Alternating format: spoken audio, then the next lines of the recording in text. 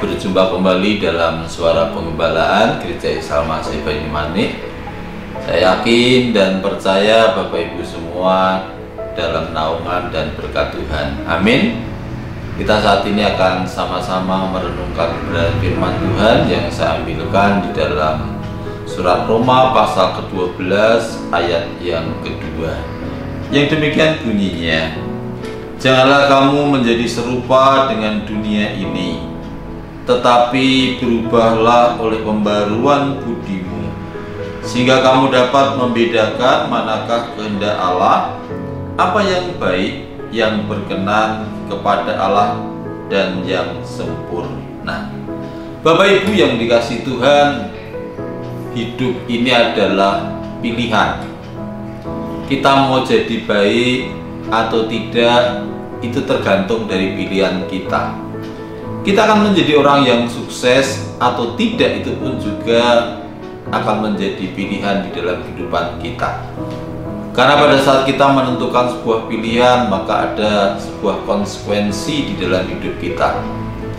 Di dalam Surat Roma pasal yang ke-12 ayat 2 itu pun juga menjelaskan dan memberikan kepada kita semua sebuah pilihan untuk kita hidup berubah atau hidup diperbarui di dalam Tuhan.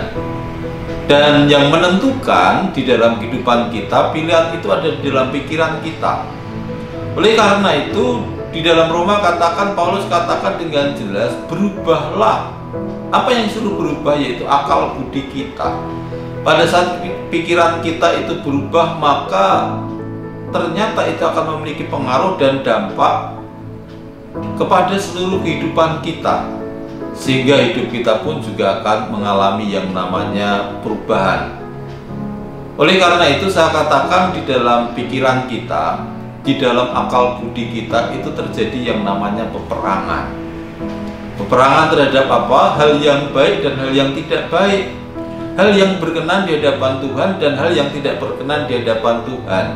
Tinggal mana yang menang di dalam kehidupan kita.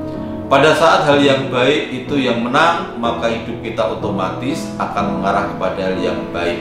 Oleh karena itu, kita dengan jelas kita bisa melihat di dalam Roma 12 dikatakan, janganlah kamu menjadi serupa dengan dunia ini, tetapi berubahlah oleh pembaruan budimu. Jadi budi ini berkenaan dengan knowledge, dengan nous, atau katakanlah pusat di dalam kehidupan manusia. Pada saat pusat kehidupan kita juga berubah, maka kehidupan kita juga akan mengalami yang namanya perubahan. Maka seseorang, kalau kita ingin merubah seseorang atau membawa seseorang kepada hal yang baik, maka yang harus kita lakukan, akal budinya terlebih dahulu yang harus kita rubah. Mindsetnya terlebih dahulu itu yang harus kita rubah di dalam kehidupan kita. Begitu juga di dalam pengiringan kita kepada Tuhan. Pada saat mindset kita nggak diperbarui, pikiran kita nggak diperbarui di dalam Tuhan, maka kehidupan kita juga nggak akan bisa berubah. Maka kenapa banyak orang Kristen kehidupannya tetapi nggak menjadi berkat? Kenapa banyak orang Kristen kehidupannya banyak menjadi batu sandungan? Karena mereka hanya sekedar bertobat secara emosional. Secara emosional itu kadang-kadang tergantung dari situasi. Tetapi pada saat akal budi kita yang diperbarui, yang dirubah, kita percaya kepada Kristus karena kita yakin bahwa Yesus itu penyelamat. Kenapa dia penyelamat? Kita memiliki dasar-dasar secara knowledge, secara pikiran. Oh ini loh dasar-dasarnya seperti ini. Akhirnya itu yang membuat kita kuat. Tapi berbeda pada saat kita percaya kepada Yesus hanya sekedar emosional, karena kita punya permasalahan lalu didoakan, kita lega, akhirnya kita percaya. Tapi pada saat kita diperhadapkan dengan realita kehidupan, kita diperhadapkan dengan kesulitan, dengan permasalahan, apakah kita tetap setia kepada Tuhan? Maka saya katakan, apa yang dikatakan Paulus, pada saat kita ingin mengalami perubahan di dalam kehidupan kita, pada saat kita ingin sesuai dengan apa yang dikehendaki Tuhan dan hidup segambar dengan Tuhan, maka yang harus kita lakukan, pikiran kita harus dirubah, seperti pikirannya Tuhan. Akal budi kita harus diperbarui terlebih dahulu supaya kita serupa dengan pikiran Tuhan. Oleh karena itu dikatakan, sehingga kamu dapat membedakan manakah kehendak Allah, apa yang baik, yang berkenan kepada Allah, dan yang sempurna. Pada saat akal budi kita, pada saat pikiran kita benar, pada saat akal budi kita sesuai dengan apa yang dikehendaki Tuhan, sesuai dengan pola pikirnya Tuhan, maka ternyata kita akan mampu memahami dan mampu membedakan mana yang benar, mana yang tidak. Kita akan mampu mengikuti apa yang dilakukan oleh Tuhan di dalam kehidupan kita. Oleh karena itu Bapak Ibu yang dikasihi Tuhan, pada saat kita ingin berubah, pada saat kita ingin sesuai dengan kehendak Tuhan, maka apa yang harus kita lakukan?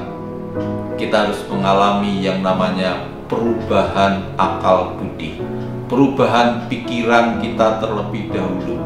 Mindset kita harus dirubah terlebih dahulu. Seperti bangsa Israel pada saat ingin memasuki tanah perjanjian, maka mindset mereka harus dirubah terlebih dahulu, yaitu dari mentalitas sebagai seorang budak menjadi orang yang merdeka. Butuh 40 tahun untuk mereka dibentuk, butuh 40 tahun mereka untuk diproses, butuh 40 tahun untuk mereka mengalami perubahan mindset mereka. Mereka harus mengalami benturan-benturan dan permasalahan yang kompleks. Dari situ mereka akan melihat bahwa Tuhan itu ajaib, Tuhan itu luar biasa. Begitu juga di dalam kehidupan kita.